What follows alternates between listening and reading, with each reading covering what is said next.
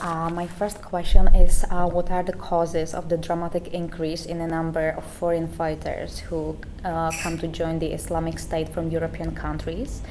Maybe why it happens now, and if the spreading ideology of the Islamic State is the only underlying cause for this. Okay, it's a long question, but I'll try and answer it all. To answer that question, we need to look at what the processes for radicalization are. There are three key stages. If we look at the middle stage first, in the middle we have the lens, the framework.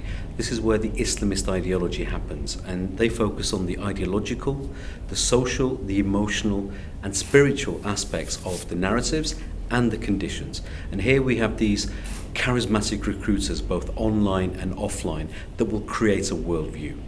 If that's in the middle, on the left-hand side, we have three key areas. We have, first of all, genuine grievances. For example, and it can be anything. You and I, when we go home later on today, we will at some stage, when we're alone, be thinking about our own genuine grievances. And to me, my grievance will be more important to me than yours, and vice versa. Imagine this all around Europe. If you look at the lead bomber for 7/7 in London, Sadiq Khan, he had a genuine grievance, and it was nothing to do with racism, it was nothing to do with the mosque, it was nothing to do with not being educated. He wanted to marry his girlfriend from university. His father wanted him to marry his cousin from Pakistan. He was looking for a solution. This was a genuine grievance, and he found through push and pull factors access to this lens. The second part on the left-hand side is partial grievances, and partial grievances are things that can be based on a partial truth. For example, some aspects of foreign policy. For example, people will talk about the Iraq war, and people will talk about Israel and Palestine. 1 million people marched in London against the Iraq war. Why are there not 1 million jihadists in London? And what has what has Palestine and Israel got to do with somebody in Iraq or Syria killing other people, other Muslims, taking sex slaves and committing genocide against a whole ethnic group such as the Yazidis?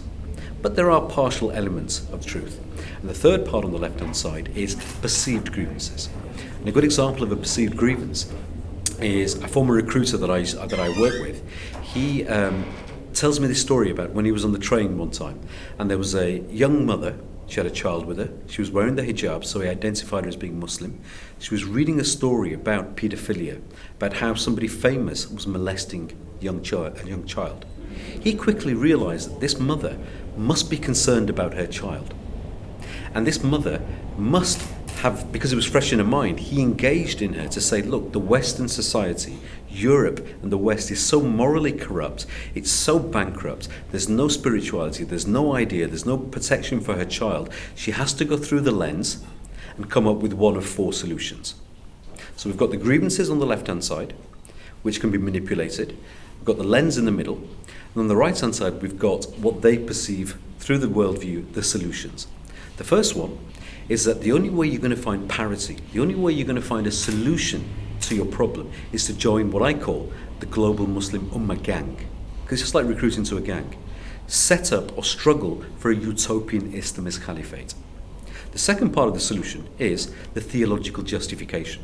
The justification that the only way you can be a true Muslim is to do this, and God wants you to do this, and God will reward you for doing this. The third part is revenge. We've now seen the war on terror now going on for about 15 years. There are people now who've been affected, who know people, who know somebody else, and they're looking for revenge. And the final solution on the right-hand side is mental health issues, solutions to mental health issues. I did some work with a European country, and they identified that over 40% of their convicted Islamist terrorists suffer from Asperger's syndrome. If we look at the people in recruitment videos from ISIL, they focus on depression and jihad being a cure for depression. And of course we know that one of the killers of drummer Lee Rigby was being treated for clinical depression. Once we understand this process and we understand where people have been focusing their efforts and where we haven't been focusing our efforts, we can start to come up with an idea on why more and more people are joining groups like ISIL. For decades in Europe, we have allowed groups like the Muslim Brotherhood, Jamaat Islami, Hizb ut-Tahrir, and all these other groups that really feed into groups such as ISIL to indoctrinate our youngsters for decades with this utopian, apocalyptic Islamist caliphate without being challenged. They have a right to exist, just as we have people right of centre in their politics have a right to exist, a legal right to exist, but we also have the legal right and the duty to challenge them as a civil society. We haven't done that. So it's little cause really when, if somebody's been indoctrinated with this from a very young age, that some people, a small percentage, will actually go out and join groups like ISIL. And once we understand this, we can then frame the three key areas in our response. On the grievances side, it's social cohesion. We should do that because it's the right thing to do. And that can affect people from the far left, the far right, or Islamism. In the middle, it's the ideology. We haven't challenged it. We need to challenge it as a society. And on the right, we're looking at the sharp end. Once somebody goes there needs to be a direct intervention. Arrest the person who is about to commit a crime, or give them some help to de-radicalise and rehabilitate. That was a long answer. But good one. Thank you for it. Next question is, how do you see the future of European Muslim communities, and how, in feasible way, how to prevent young European Muslims from radicalization into militant Islamism? Sure. But my first answer is it's going to get worse before it gets better. Across Europe, we have different countries operating different strategies with very little cooperation, not looking at tackling the ideology. For example, France is just looking at it from a criminal perspective and not doing anything to tackle the ideology. In the UK, we haven't had an ideological challenge to this for the last 5 years, and our Prime Minister David Cameron has written a speech, and there's going to be a strategy. So there needs to be consistency across Europe. It is going to get worse. But one of the key things we must do when challenging this ideology is we must not say that it's just a European Muslim problem. By doing that, what we do is we create polarization. We create ghettos, and we create ghettos of the mind and of the heart. What happens is, if we just say that the response to this is purely from European Muslims, we actually are feeding into the far-right narratives. And we're going to create this polarization, and it's going to get more and more dangerous for all people. And what we must do is realize that there is a symbiotic relationship between the two. Islamists say that the West is at war with Islam, take the same argument, rotate it by 180 degrees, and the far right say, well, Islam is at war with the West. The response has to be a civil society response. Yes, on the sharp end, the legal framework needs to be there, better cooperation, but unless we tackle the ideology, we're not going to win this. Mm-hmm. And what should Europe do in order to provide security for its citizens? I think that the legislation that Europe has is strong enough. It's strong and it's robust. We don't need more legislation. Maybe some legislation needs to be tightened up a little bit. But what we must do is look at the way that different countries control their borders, the way that different countries put their strategies into place, and how they combat the ideology. We need better cooperation and better sharing of information between the different countries. And we need to actually realize that although the Schengen visa has a lot of plus points, it also gives potential jihadists the ability to move freely as well. And for that reason, we need greater cooperation, more tackling the ideology, and actually looking at a process by which we can create some sort of task force that oversee this particular response. And all the countries need to actually play their role, even if they're not suffering from jihadism right now. Mm-hmm. Somebody who comes into, as we've seen, somebody who is French, who's been to Iraq or Syria, can easily go to Belgium and shoot and kill people at a Jewish museum, and then try and get back to France and get caught purely by chance, whilst he was planning a bigger attack at the Champs-Élysées. Similarly, people can come into Czechoslovakia and move around, or vice versa. We need to work better as an EU community. Mm-hmm.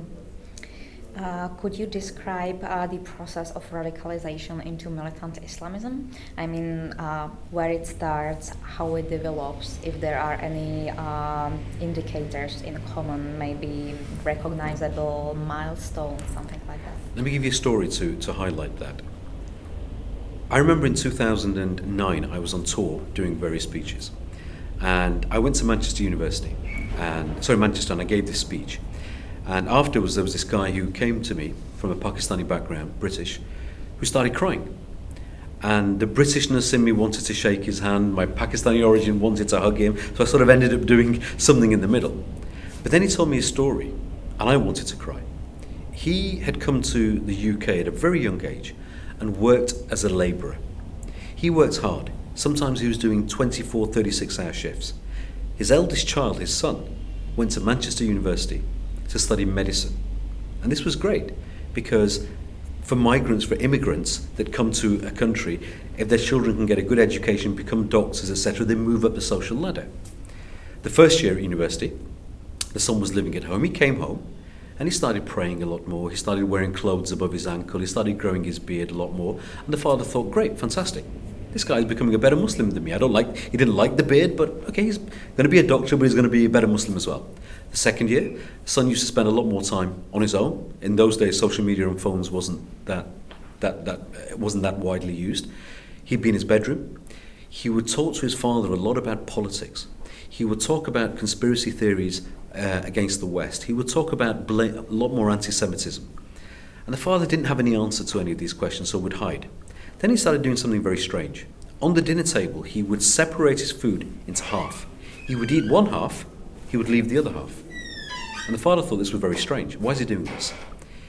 He'd been radicalized to such a point that because the father was wishing the next door neighbor a Merry Christmas, he believed the father was doing something which was haram, not allowed. He was doing something shirk, which is false association of a deity, i.e. Jesus Christ, peace be upon him, as a son of God. Therefore, the food that the father was providing for him was not halal. But because he was radicalized to do the greater jihad, to commit suicide was worse, he had to eat something to stay alive. That wasn't why the father was crying. The reason why he was crying was that a few months later, they went up to the bedroom, the son hadn't come home for a few days, and they found a letter. He'd gone off to fight so-called jihad in Afghanistan. There are so many signs like this, little signs, that if they're not tackled, if they're not handled, if they're not recognized, can be indicators. Not always, but sometimes can be indicators.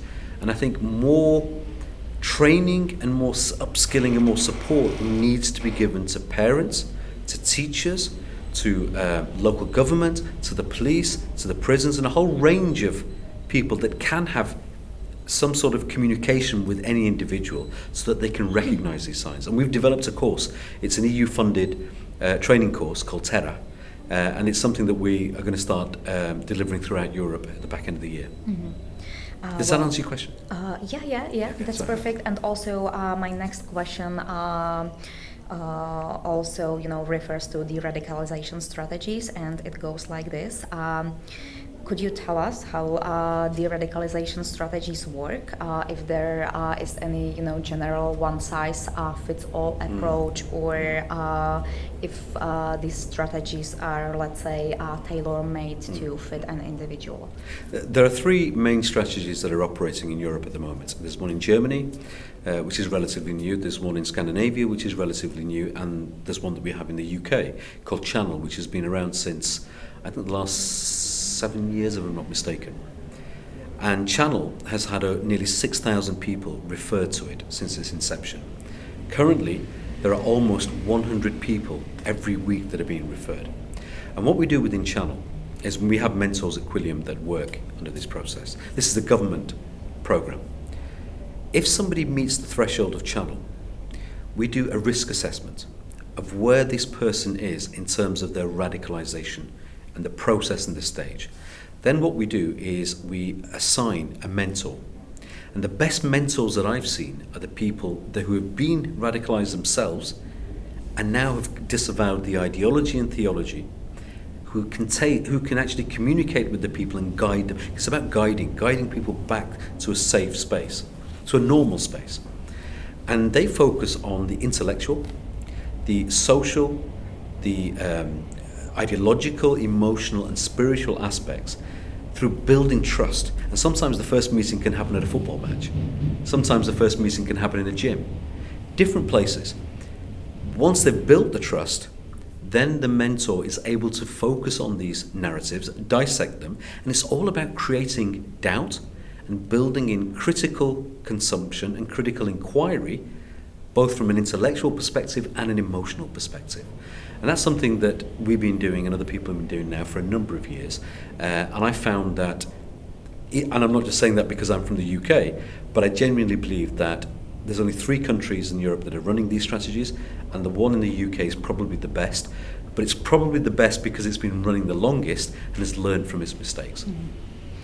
And my last question, do you think that the conference of such a kind we are having today on internal security issues is important nowadays? I think the conference that I'm attending now, the conference that's being hosted now, is one of the most important things, one of the most important events that Czechoslovakia and this part of Europe could hold, because there's been almost a reluctance by some countries to say, well, we haven't got a problem right now, so maybe we shouldn't do something. I think Czechoslovakia finally is waking up to that problem because we are all in this together, and the threat that we face as European citizens from jihadism is probably the greatest threat of terrorism at this moment in time. And it's not something that's going to go away, and it's something that impacts on all of us. So I'm really pleased to be here, and I think it's a wonderful conference, and I look forward to presenting later on.